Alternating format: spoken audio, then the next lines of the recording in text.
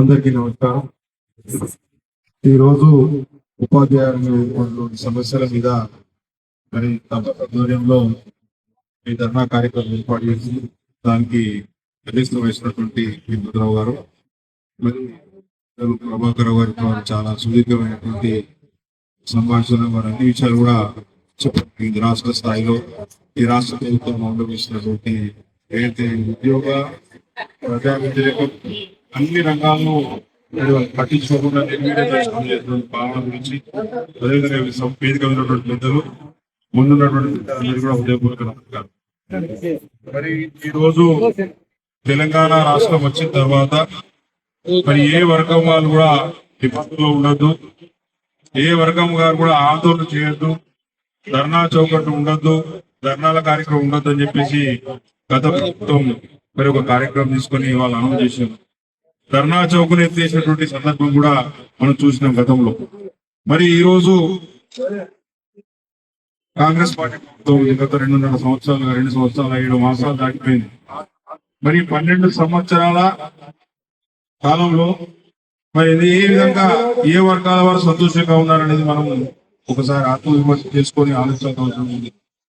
ఉద్యోగస్తులకు సంబంధించి కావచ్చు, వ్యాపారస్తులకు సంబంధించి కావచ్చు, విద్యార్థులకు సంబంధించి కావచ్చు, రైతులకు సంబంధించి కావచ్చు, ఏ వర్గం తీసుకున్నా కూడా ప్రతి ఒక్క వర్గం కూడా నిరాశ నిస్పృహతోటి ఈ రోజు రాష్ట్రంలో ఎదురు చూస్తా ఉన్నారు. మరి ఈ రోజు ఉపాధ్యాయ రంగానికి వచ్చినట్టయితే మరి బీఆర్సీ సంగతి మీకు చెప్పాల్సిన అవసరం లేదు. మరి బీఆర్సీ ఎక్కడ పోయింది, బీఆర్సీ ఏ స్థాయిలో ఉంది, ఇస్తారా లేదా అనే ఆలోచననే ఈ ప్రభుత్వానికి లేదు. ఎట్లాగా సమయం గడుపుకుపోదామా, ఇంకా 2 సంవత్సరాలు 5 మాసాల ప్రభుత్వాన్ని ఏ విధంగా నడుపుకుందాము, ఏ విధంగా గత 10 సంవత్సరాల మనం ప్రతిపక్షంలో ఉన్నప్పుడు మరి మళ్ళీ ఇంకొక 20 సంవత్సరాలు ప్రతిపక్షంలో ఉన్నా కూడా ఇబ్బంది పడని పరిస్థితులు ఉండాలి, ఆ విధంగా మనం బలోపేతం కావాలని చెప్పేసి కాంగ్రెస్ పార్టీ నాయకులు ఆలోచిస్తూ ఉన్నారు. దొరికితే ముఖ్యమంత్రి గారికి కోలుకొని కింది స్థాయి కార్యక్రమాలు ఎవరు కూడా ప్రజా సమస్యలు పరిష్కరించాలని ఎప్పుడో చెప్తా ఉన్నారు. 6 టీఏల సంగతి 2-3 టీఏలు పెండింగ్ లో ఉంటేనే ఆ రోజుల్లో ఒక వింత.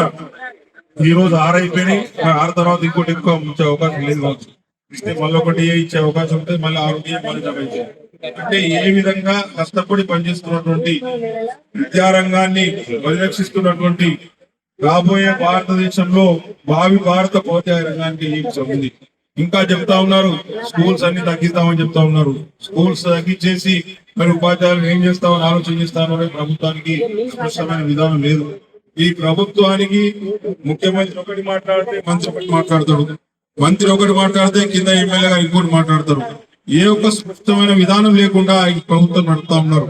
2 సంవత్సరాల 7 మాసాల్లో ఈ రోజు ఏ రంగం తీసుకున్నా నిరాశ నిస్పృహతో కొట్టుమిట్టాడుతున్నప్పుడు ఎవరు కూడా సంతోషంగా లేని పరిస్థితి ప్రతి ఒక్కరు కూడా.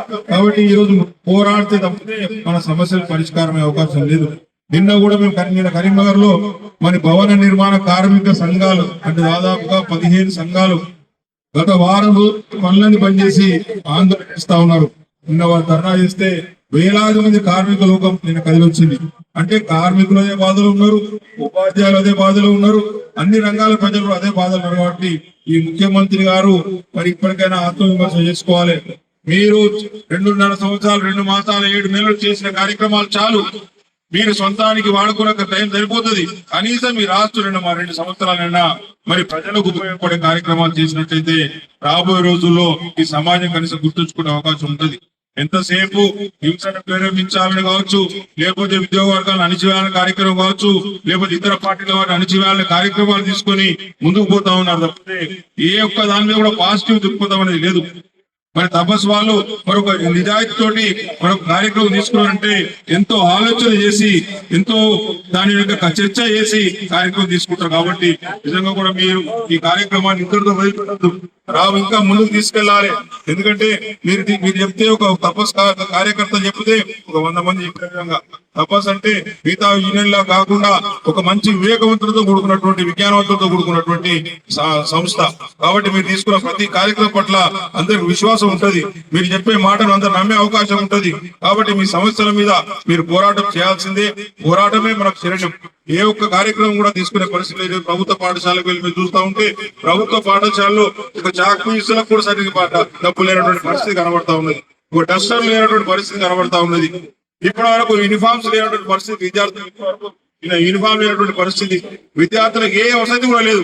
విద్యార్థులకు ఏ వసతి కల్పించక, విద్యార్థులకు ఉపాధ్యాయులకు సరైన సమస్యలు పరిష్కరించక ఈ ప్రభుత్వం ఏ విధానం తీసుకొని ముందుకు పోతుందో మరి తెలియనటువంటి పరిస్థితి. కాబట్టి మీ పోరాటానికి తప్పకుండా వెన్నట్టు ఉంటాం.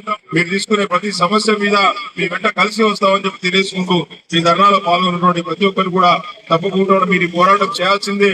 మన సమస్యలు పరిష్కారం అయ్యేంత వరకు ఈ పోరాటం అనేది ఆపకుండా చేయాలని చెప్పేసి కోరుకుంటూ తప్పకుండా మీ సంఘీభావం తెలుపుతూ నాకు ఈ కార్యక్రమంలో పాల్గొన ఆహ్వానించినందుకు, పాల్గొనే అవకాశం